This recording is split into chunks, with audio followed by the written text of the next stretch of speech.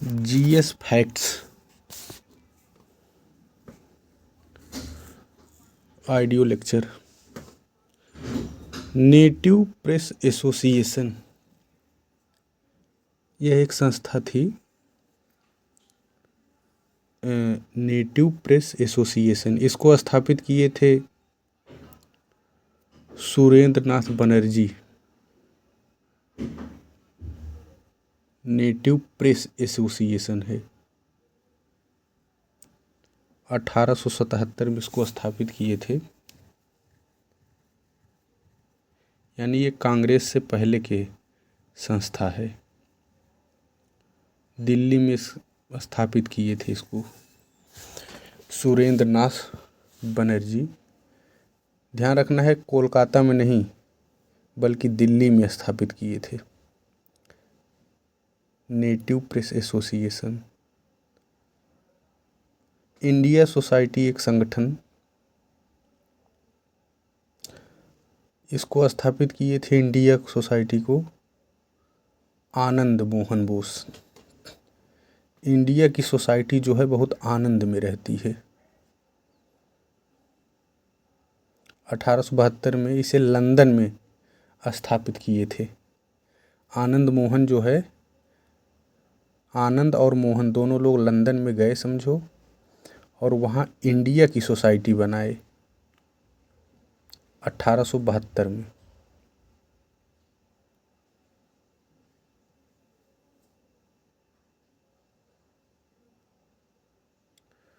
फिर इस सोसाइटी ने 1883 में ही लंदन में 10 सदस्यों को लेकर एक नेशनल रिप्रेजेंटेटिव कमेटी की स्थापना की थी, जिसके अध्यक्ष राजा रामपाल सिंह थे। नेशनल रिप्रेजेंटेटिव कमेटी ये भी लंदन में स्थापित हुई थी। इसके अध्यक्ष थे राजा रामपाल सिंह।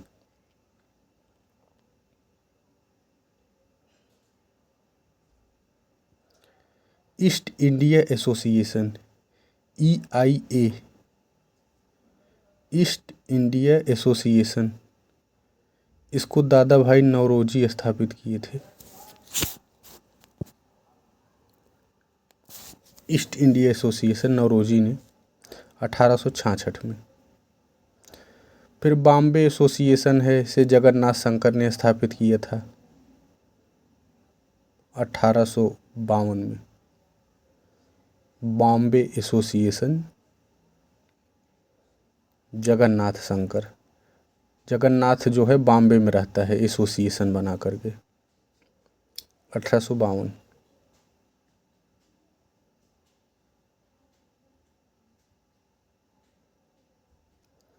देखिए, हॉसपेट, केमानगुंडी, इसके अलावा बाबा बूदन, चिकमंगलूर, शिवमोगा, कुद्रेमुख, ये सब जो है लौह अयस्क क्षेत्र हैं कर्नाटक के।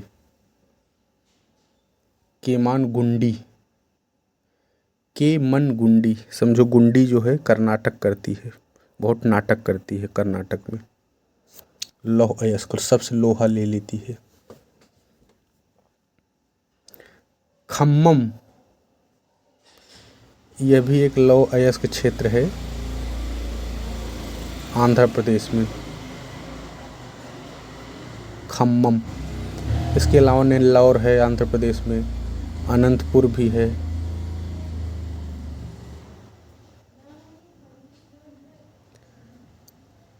सांकेलिम, या इसे सांखली भी कहते हैं, और नेतरलिम, सत्तारी, क्यूपेम, ये लौह अयस्क क्षेत्र है। सांखली,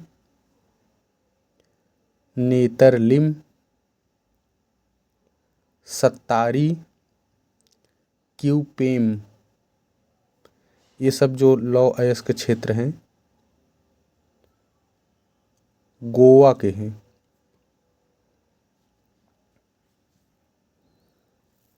सांकेलिम, नेतरलिम, सत्तारी, क्यूपेम,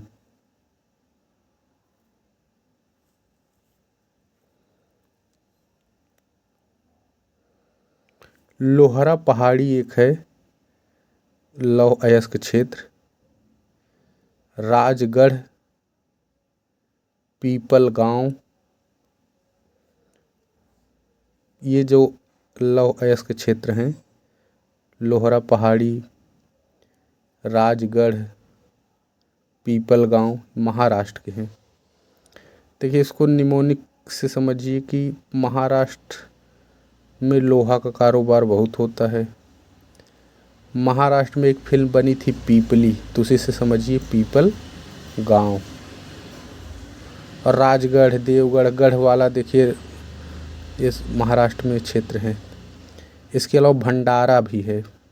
भंडारा तो मैग्नीज के लिए भी प्रसिद्ध है महाराष्ट्र का। और रत्नागिरी भी है, राजगढ़ है इसके पास। इसके अलावा चंद्रपुर है। ये सब जो सतारा, देखिए सत्तारी जो क्षेत्र है लौह अयस्क सत्तारी, यह तो गोवा में है। जबकि सतारा जो है, सतारा एक डिस्ट्रिक्ट भी है गोवा का, गोवा का नहीं बल्कि महाराष्ट्र का। सतारा महाराष्ट्र में है और सत्तारी गोवा में है।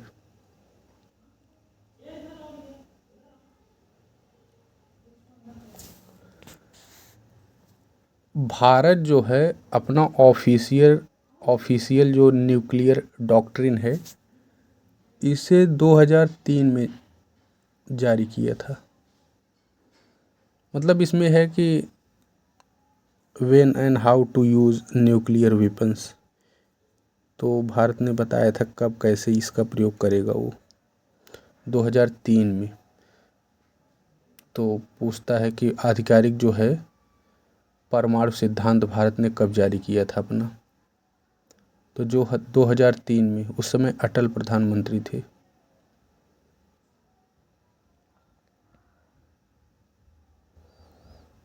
और 18 मई 1974 और 11 मई 1998 और 13 मई 1998 को भारत ने अपना परमाणु परीक्षण किया था। पहले स्माइलिंग बुद्धा के नाम से किया था 18 मई 1974 को, और फिर 11 मई 1998 और 13 मई 1998 को ऑपरेशन शक्ति के नाम से किया।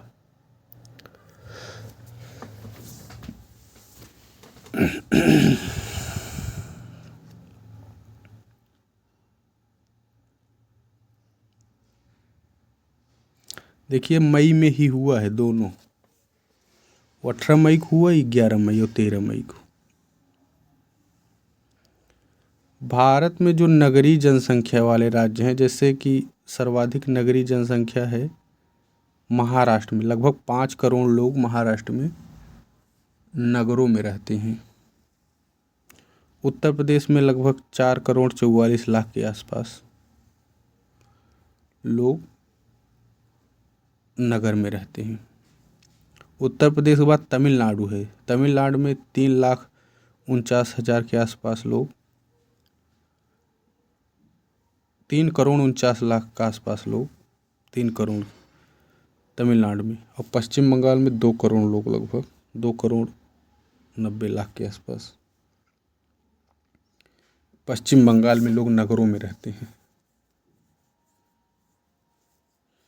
तो सर्वाधिक नगरीय जनसंख्या महाराष्ट्र पहले नंबर पे, दूसरे पे उत्तर प्रदेश, तीसरे पे तमिलनाडु, चौथे बंगाल। और सबसे कम नगरीय जनसंख्या वाला अगर देखा जाए राज्य, तो सिक्किम में लगभग 1 लाख लोग नगर में रहते हैं। अरुणाचल में लगभग 3 लाख लोग,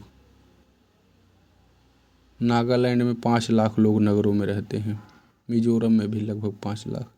तो सबसे कम नगरीय जनसंख्या अगर छोटे राज्यों में देखें तो सिक्किम में, फिर अरुणाचल, फिर नागालैंड। सिक्किम, अरुणाचल, नागालैंड। एक कौन से आंदोलन में जादुई लालटेनों का प्रयोग हुआ था? प्रभात फेरी निकाली जाती थी इसमें। तो स्वतंत्रता के समय कौन सा आंदोलन था जिसमें जादुई लालटेनों का प्रयोग किया गया था? जैसे राष्ट्रीय जो संदेश होते थे उसे पहुंचाने के लिए। तो सविनय अवज्ञा आंदोलन जो था उसमें जादुई लालटेनों का प्रयोग किया गया था। सविनय अवज्ञा आंदोलन 12 मार्च 1930 साबरमती आश्रम से दांडी मार्च से प्रारंभ हुआ। 78 लोग इसमें थे। तो सर्वाधिक इसमें गुजरात से थे 31 लोग। उत्तर प्रदेश से सविनय अवज्ञा आंदोलन में 8 लोग थे और नेपाल से महावीर नामक यात्री भी शामिल हुए थे दांडी मार्च में। और दांडी मार्च में 8 लोग उत्तर प्रदेश से थे। 24 दिन की यात्रा थी 240 की। 6 अप्रैल को नमक कानून तोड़ा था 1903। सविनय जो आंदोलन है यह 2 चरणों में चला था, यानी 2 स्टेजेस में। तो इसमें जो पहला स्टेज था वो ये था कि गांधी और इरविन के जो पैक्ट हुआ था, समझौता, पहला तो इससे समाप्त हुआ था। और दूसरा चरण जो था उसका द्वितीय जो गोलमेज सम्मेलन की असफलता के बाद फिर शुरू हुआ सविनय अवज्ञा आंदोलन। और फिर 1934 में इसे वापस ले लिया गया। तो आप मतलब 1934 में जब सविनय ये द्वितीय गोलमेज सम्मेलन असफल हो गया तो फिर शुरू किया गया सविनय अवज्ञा आंदोलन और इसे 1934 में वापस ले लिया गया। अच्छा, सविनय अवज्ञा आंदोलन से जुड़े कई प्रयोग हुए हैं। जैसे इसी में ही वानर सेना, बच्चों ने वानर सेना अपनी स्थापित किया था सविनय अवज्ञा आंदोलन में। लड़कियों ने अपनी मंजरी सेना का गठन किया था, जो लड़कियां होती थी उस समय। जादुई लालटेनों का प्रयोग होता था संदेश पहुंचाने के लिए। महिलाओं और उद्योगपतियों ने इसमें सविनय अवज्ञा आंदोलन में मतलब बढ़ चढ़कर भागीदारी किए थे, महिला और उद्योगपति। और गांधी जी के इसी आंदोलन में मतलब जो सविनय अवज्ञा आंदोलन था इसमें महिलाओं की भागीदारी सर्वाधिक मानी जाती है सविनय अवज्ञा आंदोलन में ही। अब इसी में गांधी ने कहा था कि मैं विश्व की सहानुभूति चाहता हूँ। और इस सविनय अवज्ञा आंदोलन की तुलना सुभाष चंद्र बोस ने नेपोलियन बोनापार्ट के एल्बा से पेरिस की ओर किए जाने वाले अभियान से की थी।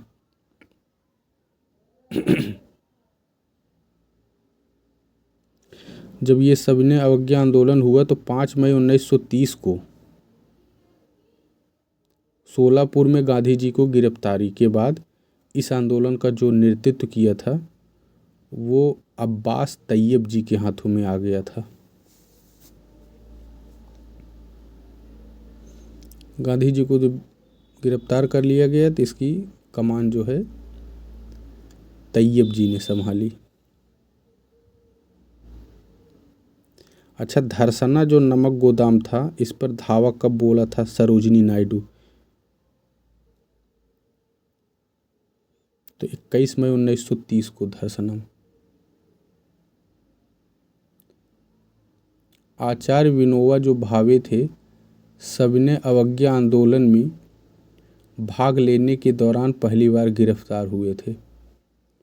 और इसी सविनय अवज्ञा आंदोलन में वेब मिलर नामक एक अमेरिकी पत्रकार था।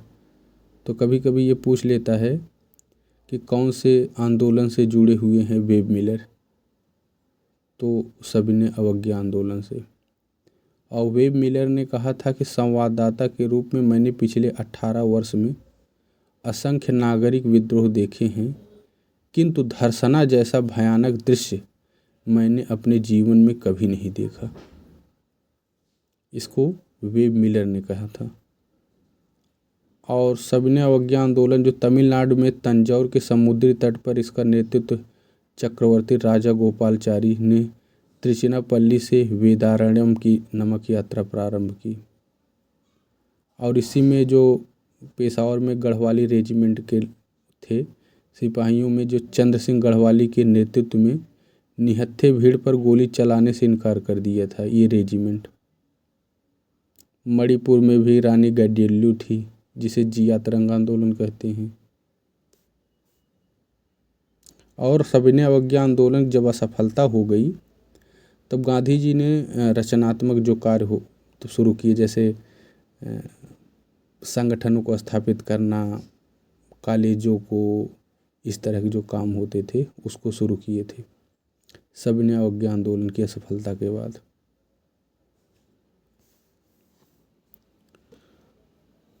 प्रधानमंत्री मत्स्य संपदा योजना जो है यह कब आई थी? प्रधानमंत्री मत्स्य संपदा योजना 2020 में। पंडित दीनदयाल उपाध्याय जो 1916 में इनका जन्म हुआ था, कहाँ पर? तो उत्तर प्रदेश के कौन से ज़िले में? तो मथुरा में। और इनकी मृत्यु जो हुई थी 68 में 1900 मुगल सराय यानी चंदौली में। इन्होंने जो पंडित दीनदयाल उपाध्याय इन्होंने एकात्म मानववाद का अपना दर्शन दिया था। इस सिद्धांत को वर्ग विहीन, जात विहीन, संघर्ष मुक्त सामाजिक व्यवस्था के रूप में परिभाषित किया जाता है। यह अद्वैत वेदांत के अद्वैतवादी दर्शन से प्रेरित है। एकात्म मानववाद और स्वदेशी आर्थिक नीतियों को अपनाने पर बल देने वाले विचारक थे दीनदयाल उपाध्याय। स्वदेशी को ज़्यादा प्रमोट करते थे।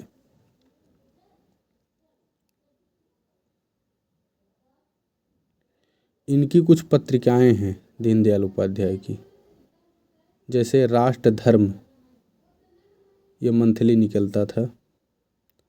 पांचजन्य साप्ताहिक निकलता था। स्वदेश, ये सब इनकी पत्रिकाएं, इन पत्रिकाओं से ये जुड़े हुए थे। राष्ट्र धर्म, पांचजन्य, स्वदेश, इनकी कुछ पुस्तकें हैं दीनदयाल उपाध्याय की। जैसे राष्ट्र चिंतन, दीनदयाल उपाध्याय की पुस्तक है। जगत गुरु शंकराचार्य, यह भी दीनदयाल उपाध्याय की है। सम्राट चंद्रगुप्त, यह भी दीनदयाल की है। अखंड भारत क्यों, यह भी दीनदयाल की है।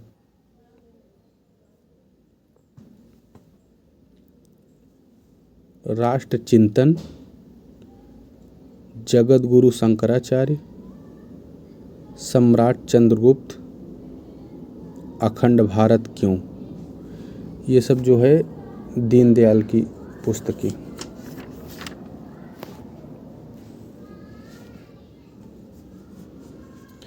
कार्नवालिस जो संहिता कोड था यह 1793 में आया था।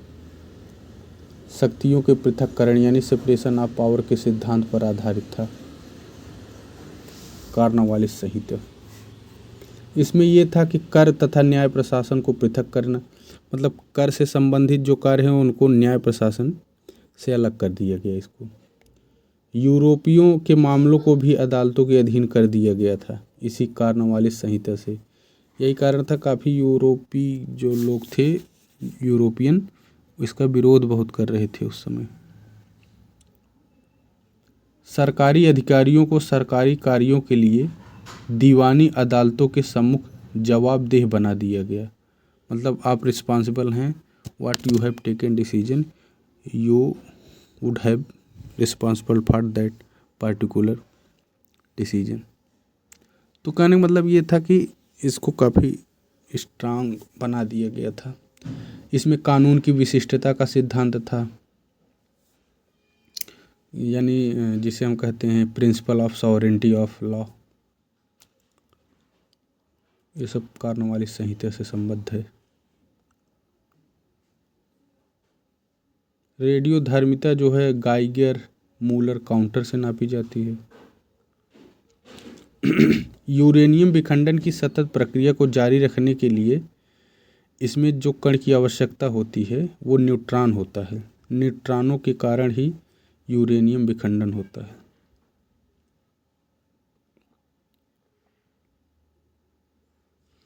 देखिए, हिंदू जो कैलेंडर होते हैं, चैत्र, फिर वैशाख, ज्येष्ठ, आषाढ़, श्रावण, भाद्रपद, भाद्रपद के बाद कौन आता है? अश्विन। अश्विन या क्वार भी कहते हैं। भद्र है कौन? अश्विन। क्वार के बाद कार्तिक। कार्तिक के बाद अग्रहायण या इसे मार्गशीर्ष भी कहते हैं। चाहे अग्रहायण कहिए चाहे मार्गशीर्ष। अग्र देखिए, अग्र है, शीर्ष है। यानी अगहन जिसे गांव में कहते हैं। अग्रहायण के बाद पौष या पूष भी कहते हैं। फिर माघ, फिर फाल्गुन। अंतिम महीने फाल्गुन है, प्रथम महीने चैत्र है। जो पांचवी पंचवर्षीय, अच्छा एक और इसमें है कि जो कैलेंडर हमारा है, राष्ट्रीय कैलेंडर शक संवत पर आधारित, ये जो है कब अपनाया गया? तो 22 मार्च 1957 को। कब? 22 मार्च 1957 को हमारा राष्ट्रीय कैलेंडर अपनाया गया।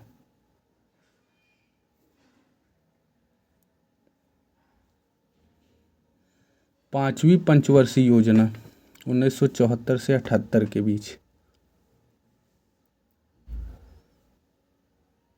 ये पांचवी जो पंचवर्षीय 74, 4, 78 यानी कंप्लीट अपना जो टाइम पीरियड नहीं ये फॉलो कर पाई थी पांचवी पंचवर्षीय योजना। और ये पूछता है कि ये किस मॉडल पर आधारित थी? तो पांचवी डीपी धर मॉडल पे। इसी में ही गरीबी नारा और आत्मनिर्भर गरीबी हटाओ का नारा आया था पांचवी में। ट्रिकल डाउन इफेक्ट होता है ना एक, जिसे रिस का सिद्धांत कहते हैं, तो इसी योजना में लागू किया गया था ट्रिकल डाउन थियरी। और इसमें ही पांचवी जो पंचवर्षीय योजना थी, इसमें ही ये था कि जो स्वदेशी सहायता, विदेशी जो हम लोगों को सहायता मिलती थी उस समय, उसको लक्ष्य ये था कि जीरो कर देना, यानी हम लोगों को विदेशों से जो सहायता मिलती है उसको शून्य कर देना है। तो इसी में पांचवी पंचवर्षीय योजना का ही लक्ष्य, योजना में जो लक्ष्य थे उनमें से एक ये भी था। और पांचवी पंचवर्षीय योजना में ही एक और कार्यक्रम शुरू हुआ था, काम के बदले अनाज कार्यक्रम 1977 में।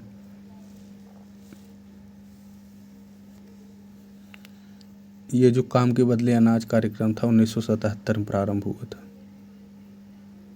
फिर एक और योजना आई थी, अंत्योदय योजना। यह भी 1977 में। तो ये योजना जो है डीपी धर मॉडल पे थी। पांचवी पंचवर्षीय योजना 74 से 78 तक केवल 4 साल चली, समय अपना पूर्ण नहीं कर पाई। अंत्योदय योजना इसी समय स्टार्ट हुई। काम के बदले अनाज कार्यक्रम इसी समय 77 में। न्यूनतम आवश्यकता कार्यक्रम इसी में शुरू किया गया था पांचवी पंचवर्षीय योजना में। शून्य विदेशी सहायता पांचवी पंचवर्षीय योजना में। ट्रिकल डाउन थियरी पांचवी पंचवर्षीय योजना में।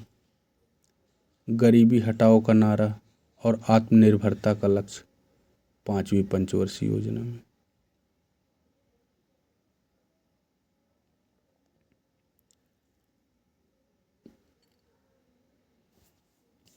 एक राजगंवा क्षेत्र है बॉक्साइट के लिए, तो यह उत्तर प्रदेश के किस जिले में स्थित है? राजगंवा क्षेत्र जो कि बॉक्साइट के लिए। तो ये जो राजगंवा है बांदा जिले में है।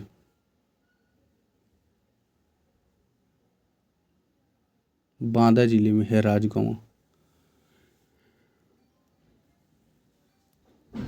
और जो बॉक्साइट है उत्तर प्रदेश के चंदौली, ललितपुर, वाराणसी में भी बॉक्साइट पाया जाता है। बांदा, चंदौली, ललितपुर, वाराणसी में। उड़ीसा बॉक्साइट में प्रथम है उत्पादन में। जैसे एक खान है पंचपाट मली, पंचपाट माली खान है ये जो उड़ीसा में है बॉक्साइट के लिए। पंचपाट माली खान उड़ीसा में बॉक्साइट के लिए। इसके अलावा कोरापुट है, कालाहांडी है, संभलपुर है, ये सब भी, लेकिन इसमें पंचपाट मलिक खान। लोहरदगा है एक खान झारखंड में बॉक्साइट के लिए। बॉक्साइट का अगर उत्पादक देश देखा जाए तो ऑस्ट्रेलिया है, चीन है, गिनी भी बॉक्साइट के लिए प्रसिद्ध है, ब्राज़ील है। भारत बॉक्साइट में 5वें स्थान पे है।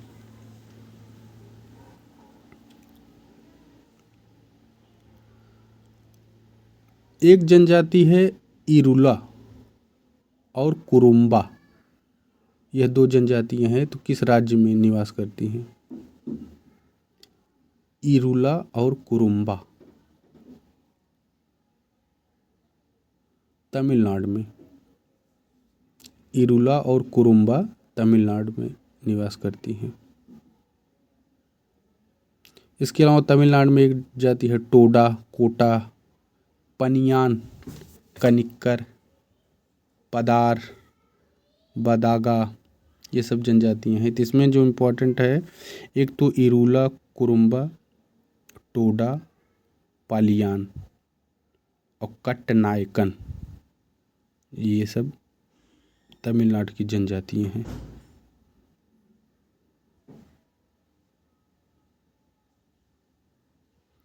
मेघालय की कुछ जनजातियां हैं जैसे पनार, कोख, भोई। इसके अलावा गारो खासी जयंती तो है ही, जिसमें से इसके अलावा भी पनार, कोख, भोई, ये सब मेघालय की जनजातियां हैं। हिमाचल में लाहौल, गद्दी, एक गद्दी जनजाति पूछता है किस राज्य में, तो हिमाचल की है। सिक्किम में भूटिया, लिम्बू, लेप्चा, ये सब सिक्किम की है। एक शब्द आया था प्रच्छन्न बेरोजगारी, जिसे डिसगाइज्ड अनएम्प्लॉयमेंट कहते हैं। इसको जो है इसका सिद्धांत जो है, इसका प्रतिपादन किसने किया था? मतलब ये जो थियरी है, ये कंसेप्ट है, किसने दिया था? तो रेगनर नक्स एक हैं, उन्होंने ही प्रच्छन्न बेरोजगारी दिया था। रेगनर नक्स। इसके अलावा रेगनर नक्स जो है गरीबी का जो दुष्चक्र सिद्धांत है, जिसे हम लोग कहते हैं विशियस सर्कल ऑफ पॉवर्टी, उसी में एक सिद्धांत है a man is poor because it is poor. एक व्यक्ति गरीब है क्योंकि वह गरीब है। यह जो सिद्धांत है रेगनर नक्स ने ही दिया था, गरीबी का दुष्चक्र सिद्धांत। और रेगनर नक्स ने संतुलित विकास का सिद्धांत भी दिया था, जिसे बैलेंस्ड डेवलपमेंट कहते हैं। तो रेगनर नक्स कई चीज़ों के लिए जाने जाते हैं। एक तो प्रच्छन्न बेरोजगारी, दूसरा है गरीबी का दुष्चक्र सिद्धांत, और तीसरा है संतुलित विकास का सिद्धांत।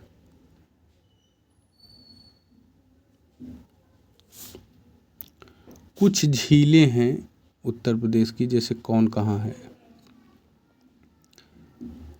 जैसे एक झील है नौह झील, नौह झील। एक झील है मसड़ा झील, एक झील है लीलौर झील, और एक झील है गौर झील। ये सब कहाँ कहाँ हैं अवस्थित? तो जो नौह झील है यह मथुरा में है, नौह झील। मसड़ा झील जो है अंबेडकर नगर में है, मसड़ा। दरवन झील अंबेडकर नगर में। बहुत बड़ा मसला है, उसी दर पे हल किया जा रहा है अंबेडकर जी के द्वारा। अंबेडकर जी बहुत बड़ा मसला है, उस दर पे बैठ के हल कर रहे हैं। लीलौर, बरेली लीलौर। झुमका गिरा ले लीला, लीलौर के बाजार में, बरेली के बाजार में। गौराम जो है बहुत चीज़ें गौर से देखता है, तो रामपुर में है गौर झील।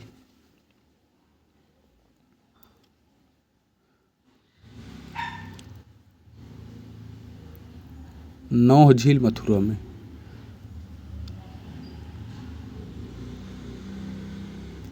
संघ लोक सेवा आयोग के पहले जो अध्यक्ष थे यूपीएससी के, वो थे sir Ross Barker. Sir Ross Barker. और अगर देखा जाए कि संघ लोक सेवा आयोग के पहले भारतीय अध्यक्ष, तो एच के कृपलानी 1947 से 1949 तक रहे। इंडियन में देखा जाए तो कृपलानी, और वैसे देखा जाए तो बारकर।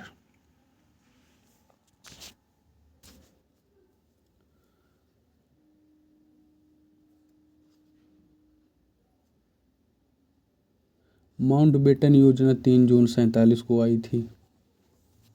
पूछता है तो डायरेक्ट डेट पूछता है, 3 जून।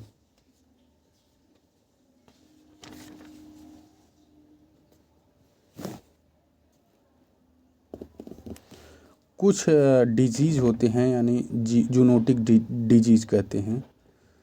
जैसे लाइम एक डिजीज होता है कुत्ते, बिल्ली, घोड़े में। जीवाणुस होता है। ब्रूसिलोसिस है, बिसहरिया है, जिसे एंथ्रेक्स कहते हैं, यह जीवाणुस होता है, जूनोटिक है। ब्रूसिलोसिस, विब्रियोसिस, सिस आ जाता है तो समझिए बैक्टीरिया। सिस, तपेदिक, लाइम डिजीज, इन पे इसमें इम्पॉर्टेंट है जो, वह है लाइम डिजीज। ये किससे होता है? तो कुत्ते, बिल्ली, घोड़े में होता है, जूनोटिक है, यानी पशुओं द्वारा होता है। फिर कुछ वायरस जूनोटिक डिजीज होते हैं, यानी ऐसे जो वायरस से होते हैं। तो रेबीज है, कुत्ते, बिल्ली, भेड़िया, इन सब में। इसके अलावा है वेस्ट नाइल बुखार, सार्स, ये सब हैं। Avian influenza, Ebola, Zika virus, ये सब विषाणुस होते हैं। पुरावशेष तथा बहुमूल्य कलाकृति अधिनियम, यह कब आया था? पुरावशेष तथा बहुमूल्य कलाकृति अधिनियम 1972 में। अच्छा, आर्कियोलॉजिकल सर्वे ऑफ इंडिया, जिसे ASI कहते हैं, यह कब स्थापित हुआ था? 1861 में, अलेक्जेंडर कनिंघम द्वारा। और ये पहले इसके महानिदेशक थे ASI के। इसके अलावा प्राचीन स्मारक एवं पुरातत्वीय स्थल तथा अवशेष अधिनियम, यह कब आया था? यानी प्राचीन स्मारक एवं पुरातत्वीय स्थल अधिनियम 1958 में।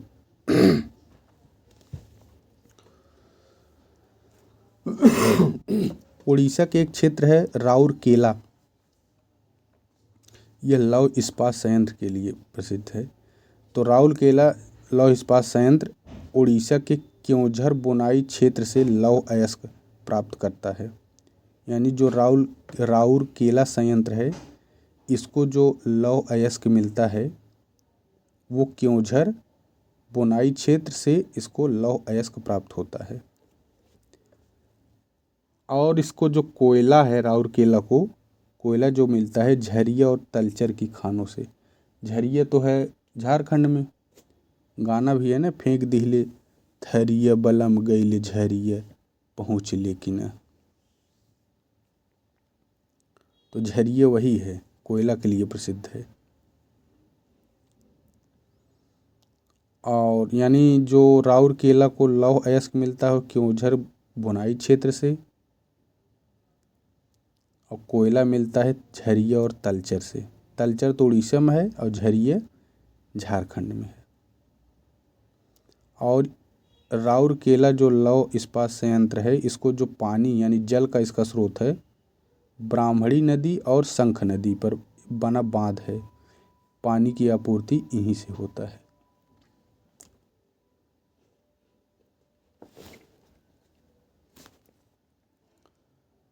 भारतीय मानसून के प्रमुख रूप से प्रभावित करने वाले जो कारक होते हैं उसमें तो एक है उष्ण अंतः उष्ण कटिबंधीय अभिसरण क्षेत्र, हिंद महासागर द्विध्रुव, अल नीनो, और जो एक है मैस्करणी उच्च दाब क्षेत्र, ये भी होता है।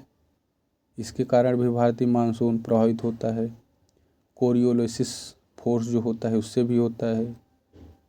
पूर्वी जेट प्रवाह, इससे भी भारतीय मानसून प्रभावित होता है। और दक्षिणी दोलन जिसे साउदर्न ओसिलेशन कहते हैं, इससे भी भारतीय मानसून प्रभावित होता है। तो इसमें जो है एक तो कोरियोलिसिस बल, मैस्करणी उच्च दाब क्षेत्र, इन सब से भी ध्यान रखने वाले, बाकी तो नॉर्मल आ ही जाते हैं। कुछ झूम इम्पॉर्टेंट है, ये टॉपिक है, जैसे झूम कृषि। तो जैसे मिल्पा एक झूम कृषि है, ये कहाँ पर की जाती है? मिल्पा जो की जाती है युकाटन और ग्वाटेमाला, यानी जो मध्य अमेरिकी देश हैं वहाँ के आसपास मिल्पा। केनगिन, केनगिन एक झूम कृषि है, ये फिलीपींस में की जाती है। केनगिन। रोका झूम कृषि ब्राज़ील में। रे जो झूम कृषि है वियतनाम में। नाम किसी के नाम में रे लगा दो तो बहुत गुस्सा जाएगा। तवी, तन्वी जो है समझो तन्वी, तवी से समझो तन्वी। तो तन्वी जो है मेडागास्कर गई है घूमने। मैसोल, एक है मैसोल कृषि, झूमिंग कृषि, ये कहाँ होती है? तो मैं सोल हूँ, मैं आत्मा हूँ समझो। मैं सोल कौन कहा? कांगो, जायरे घाटी में होता है। कोमाइल, कोमल समझिए, कोमाइल से कोमल। कोमल मैक्सिमम टाइम गलती नहीं करती है समझो। कोमाइल मैक्सिको। कोनुको, कोनुको जो है कोनुको, कोनू यानी कोनुको समझो सोनू, सोनुको। वेनेजुएला, सोनू बहुत जुआ खेलता है समझो, तो कोनुको सोनुको समझो इसको। वेनेजुएला। तौंग्या, तौग्या, तौंग्या, ज्ञात हो गया किसको? म्यांमार को, कोई चीज़ ज्ञात हो गया। चेना, ये 23 में पूछा भी था आरओ में, चेना। तो चेना जो है श्रीलंका में होती है झूम खेती। और तमारी, तमारी जो है थाईलैंड में। तो मिल्पा युकाटन और ग्वाटेमाला में, केनगिन फिलीपींस में, रोका ब्राज़ील, ब्राज़ील को रोको, सब पेड़ काट रहा है। रे, किसी के नाम में रे लगा दो तो गुस्सा हो जाएगा। तन्वी गई थी मेडागास्कर घूमने। मैं हूँ सोल कांगो का। कोमल बहुत मैक्सिमम टाइम गलती नहीं करती है, मैक्सिको को माइल। कोनको, सोनको बहुत जुआ खेलता है तो कोनको वेनेजुएला में। तौंग्या ज्ञात हो गया म्यांमार को। चेना, चीन जो है श्रीलंका को अपने कब्जे में ले रहा है, चेना। तमारी, एक तमाचा मारे थाईलैंड को। एक नेतान्या एक जगह है इजराइल का। नेतन्याहू है ना इजराइल की, उसे समझिए नेतान्या। इजराइल की एक जगह है, यह जो है हीरा प्रसंस्करण के लिए प्रसिद्ध है और नेतान्या को पर्यटन एवं डायमंड सिटी के रूप में भी जाना जाता है, यानी यहाँ डायमंड का काफ़ी वर्क होता है। ब्यूनस आयर्स जो अर्जेंटीना का है, जलपोत निर्माण यहाँ होता है। इसके अलावा भी कुछ जगह है, जैसे ग्लासगो में भी जलपोत बनते हैं। ग्लासगो वही स्कॉटलैंड का। एम्स्टर्डम नीदरलैंड जो है, यहाँ भी जलपोत निर्माण किया जाता है। ग्लासगो, एम्स्टर्डम, वुहान, लेनिनग्राड या सेंट पीटर्सबर्ग रूस का, याकोहोमा, यहाँ जलपोत निर्माण किया जाता है। Yokohama, Saint Petersburg, Amsterdam, Wuhan, Leningrad, Glasgow, Buenos Aires, ये सब जगहों पर। नगोया जापान का सूती वस्त्र और ऑटोमोबाइल के लिए प्रसिद्ध है। भारत में जो लघु चित्रों का जनक किस राजवंश को कहा जाता है? किस राजवंश जो है लघु चित्रों का जनक उसे कहा जाता है? तो पाल राजवंश को। पाल राजवंश को लघु चित्रों का जनक कहा जाता है। जैव विविधता एवं पारिस्थितिकी तंत्र सेवाओं पर अंतर सरकारी विज्ञान नीति 2012 में जिसे बनी थी। जैव विविधता पर पारिस्थितिकी तंत्र सेवाओं पर अंतर सरकारी विज्ञान नीति मंच, inter governmental platform on biodiversity and ecosystem services, IPBES जिसे कहते हैं, 2012 में।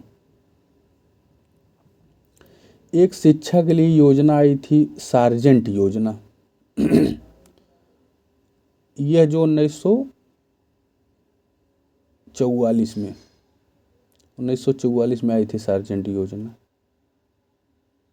इसमें ये जो सार्जेंट योजना थी, जो 3 से 6 वर्ष के आयु के मतलब बच्चे होते थे, उनको निःशुल्क शिक्षा की व्यवस्था इसकी मुख्य विशेषता थी। मतलब इसने सिफारिश की थी कि जो 3 से 6 वर्ष के बच्चे होते हैं उनको निःशुल्क शिक्षा दी जानी चाहिए।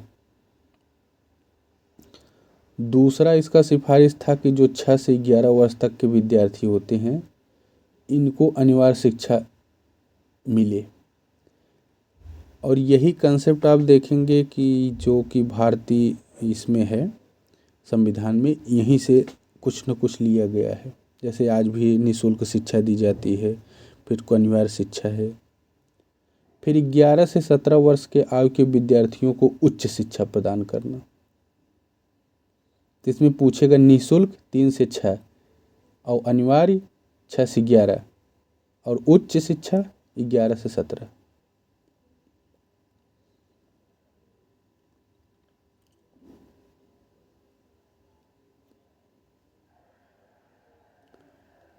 कुछ देश हैं और उनकी राजधानियाँ, जैसे डोमिनिका एक देश है, उसकी राजधानी क्या है? डोम जो है सो जाता है, सोऊ, रो से ऊ।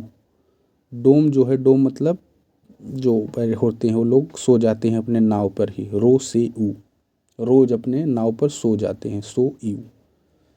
कोस्टारिका, कोस्ट पे जाओगे जोश आ जाएगा, तो सैन जोस कोस्टारिका की राजधानी है।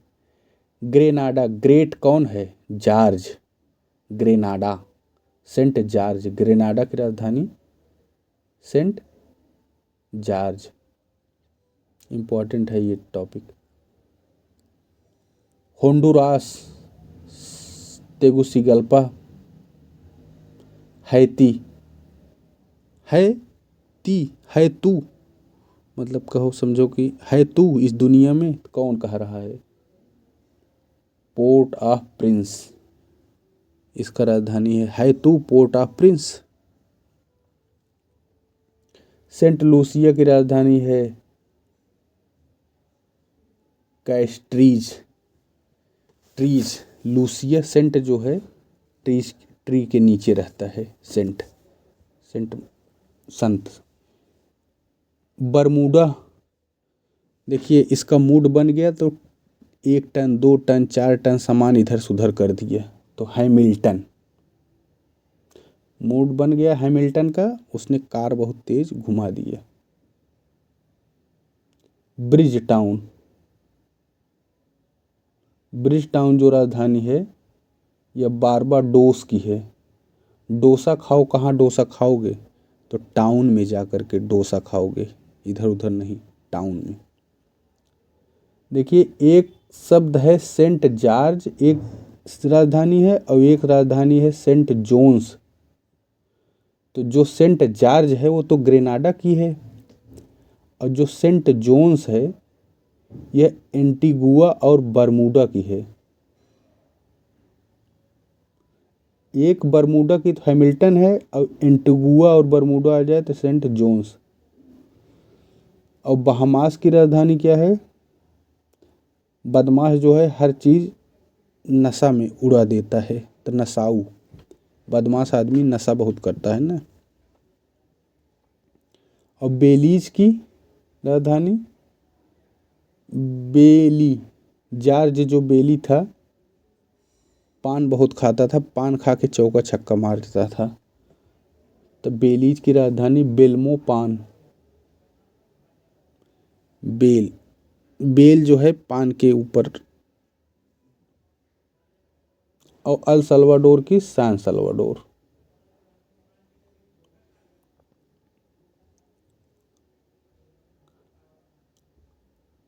भारतीय शैवाल विज्ञान का जो पिता कहे जाते हैं M.O. आयंगर को कहा जाता है।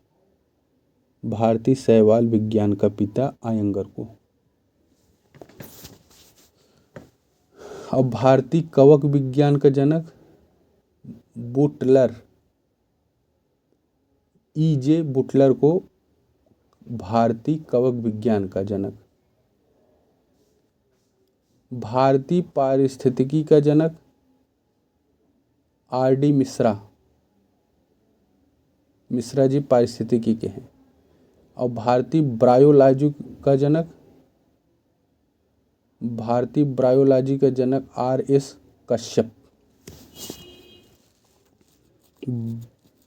कश्यप हैं ब्रायोलॉजी के। पारिस्थितिकी के मिश्रा जी, कवक के बुटलर, और शैवाल के आयंगर। पातालकोट घाटी कहाँ है। छत्तीसगढ़। ये पातालकोट घाटी जो है यह छिंदवाड़ा मध्य प्रदेश में है। जौहर घाटी कुमाऊं में, कुमार जो है अपना जौहर दिखा रहा था, उत्तराखंड। नेवरा घाटी दार्जिलिंग। पांगी घाटी हिमाचल में। मोहम्मद शाह अब्दाली जब आया था तो उस समय भारत का शासक मोहम्मद शाह था।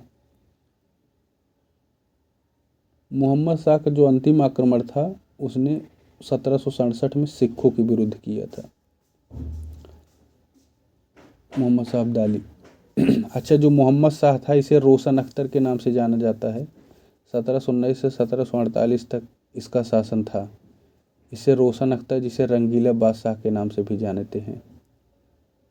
पशुओं को लड़ाई देखने, वेश्याओं और मदिरा के बीच अपना समय अधिकतर गुजारता था मोहम्मद शाह, रोशन अख्तर के नाम से था।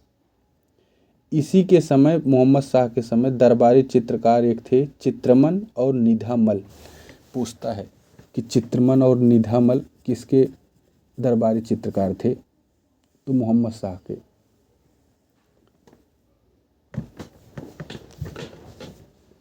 एक युद्ध था करनाल का युद्ध। यह जो है नादिर शाह और मोहम्मद शाह के बीच हुआ था 1739 में। करनाल।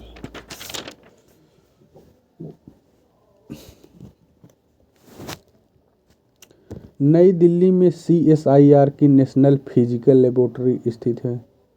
भारतीय मानक समय जो है 82.5 डिग्री पूर्वी देशांतर है। भारत जो है अपना मानक समय कब अपनाया था? तो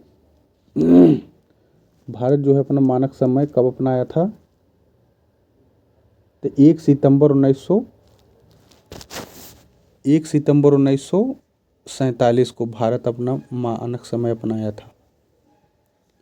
अच्छा, जो मानक समय है कहाँ कहाँ जाती है? तो देखिए, आंध्रा, उड़ीसा, अ से 2 हो गया, छत्तीसगढ़ और मध्य प्रदेश और उत्तर प्रदेश। 2 प्रदेश हैं, एक छत्तीसगढ़ है, 2 एक उड़ीसा है, एक आंध्रा है। इन राज्यों से जाती है मानक रेखा। Andhra, Orissa, 36 MP UP. 36 MP UP, Andhra Orissa. Animation का आविष्कार जो किए थे एमिल कोहल, मतलब हल कर दिए, एनिमेशन से कोई चीज़ हल हो गई। एमिल कोहल। और बैटरी का वोल्टा ने किया था। राष्ट्रीय आय तथा सरकार द्वारा कर सुधार संबंधी प्रयासों के चलते कर राजस्व में आए परिवर्तन के बीच संबंध को कर उछाल यानी टैक्स बॉयंसी के रूप में जानते हैं। इसे टैक्स बॉयंसी क्या है? जैसे भारतीय जो राष्ट्रीय सरकार है, राष्ट्रीय आय तथा सरकार द्वारा कर सुधार जब संबंधी प्रयास किए जाते हैं तो यही कर बॉयंसी है। इसमें यह है कि एक से अधिक कर उछाल यह दर्शाता है कि कर राजस्व राष्ट्रीय आय की तुलना में अधिक तीव्र गति से बढ़ रहा है। अगर एक से अधिक कर उछाल है तो यह दर्शाता है कि जो राष्ट्रीय आय है, जो कर राजस्व है राष्ट्रीय आय की तुलना में अधिक तीव्र गति से बढ़ रहा है।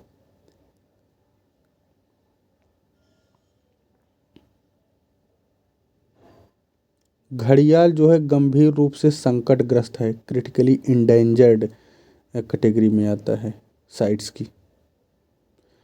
शेर जो है एशियाई शेर लुप्त प्राय यानी इंडेंजर्ड, लुप्त प्राय श्रेणी में आता है शेर।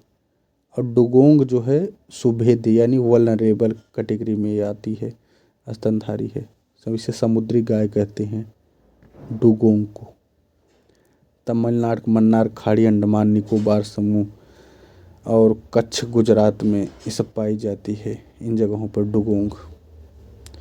ज्ञानपीठ पुरस्कार उत्तर प्रदेश से 12 लोगों को अब तक मिल चुका है, जैसे कि सुमित्रा नंदन पंत, फिराक गोरखपुरी, अज्ञेय, महादेवी वर्मा, नरेश मेहता, अली सरदार जाफरी, कुंवर नारायण, सत्यव्रत शास्त्री और शहरयार, अमरकांत, श्रीलाल शुक्ल, केदारनाथ सिंह, इन सबको मिल चुका है।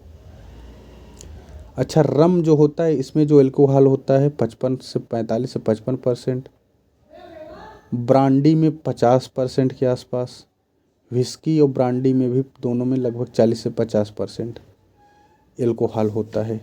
बियर में 6%, शैंपेन में 10 से 15, साइडर में 2 से 6। साइडर जो होता है यह सेब से बनता है, रम मोलेसिस से बनता है, ब्रांडी और शैंपेन यह दोनों अंगूर से बनती हैं और विस्की जौ से। मेघातिथि, गोविंदराज और भारूची और कल्लूक भट्ट, ये 4 लोग ऐसे हैं जो कि मनुस्मृति के भाष्यकार यानी टीकाकार माने जाते हैं। इन्होंने यानी मनुस्मृति पर टीका लिखा है। गोविंदराज, भारूची, कल्लूक भट्ट और मेघातिथि, ये लोग भाष्यकार माने जाते हैं।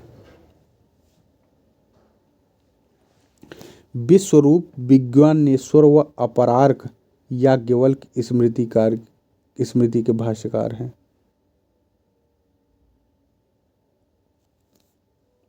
कौन कौन? विश्वरूप, याज्ञवल्क्य, विश्वरूप, विज्ञानेश्वर और अपरार्क, ये 3 व्यक्ति हैं जिन्होंने याज्ञवल्क्य जो है स्मृति के भाष्यकार ये लोग हैं। और गोविंदराज, भारुचि, कल्लुक भट्ट, मेघातीत, ये जो है मनुस्मृति के हैं। बारबैरिकम एक बंदरगाह था सिंधु डेल्टा के आसपास, सिंधु नदी के। मोटुपल्ली एक आंध्र प्रदेश का काकतीय राजवंशों का बंदरगाह था। पुहार बंदरगाह जिसे कावेरी पट्टनम के नाम से जाना जाता है, इससे पहले इसका नाम था पुहार, कावेरी के मुहाने पर था। और टोंडी और कोरकई, यह बंदरगाह जो था पांड्य राजवंश का महत्वपूर्ण बंदरगाह था। टोंडी और कोरकई पांड्य लोगों का। कीर्तन घोष असम में भक्ति आंदोलन प्रसार करने वाले संत शंकरदेव की प्रसिद्ध कृति है। कीर्तन घोष किसकी कृति है? तो शंकरदेव की। इसके अलावा चैतन्य महाप्रभु थे, ये वैष्णव उपासक थे। चैतन्य जो महाप्रभु थे इन्होंने अचिंत्य भेदाभेदवाद दर्शन का प्रतिपादन किया था।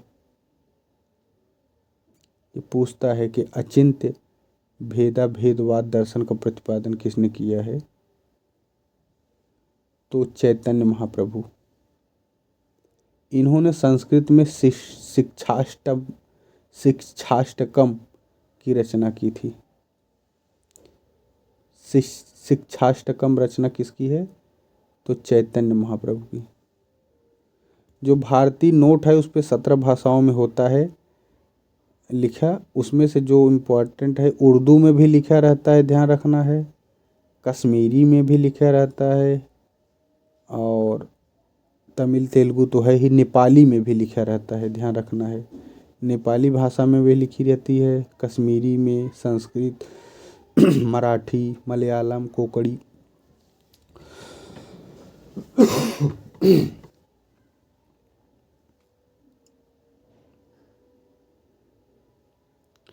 सर्वाधिक जो फास्फोरस पाया जाता है वो बादाम, उसके बाद काजू, अखरोट।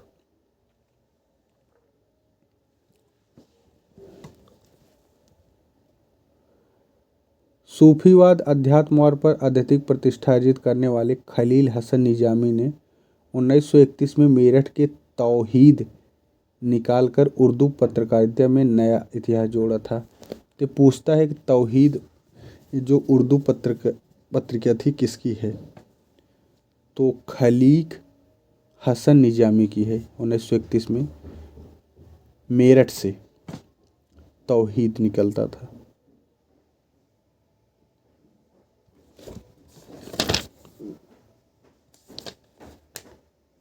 इसके अलावा इकोनॉमिक्स इंटेलिजेंट यूनिट, इसके द्वारा ग्लोबल लिवेबिलिटी इंडेक्स जारी किया जाता है। Global liveability index.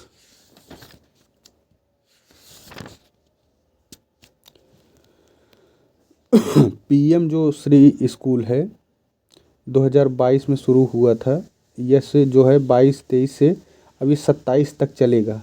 PM Shri school 2027 तक, 5 वर्षों तक, 22 से 27। अंतर्राष्ट्रीय अंतरिक्ष स्टेशन, यह जो है 1998 में बना था। अंतर्राष्ट्रीय अंतरिक्ष स्टेशन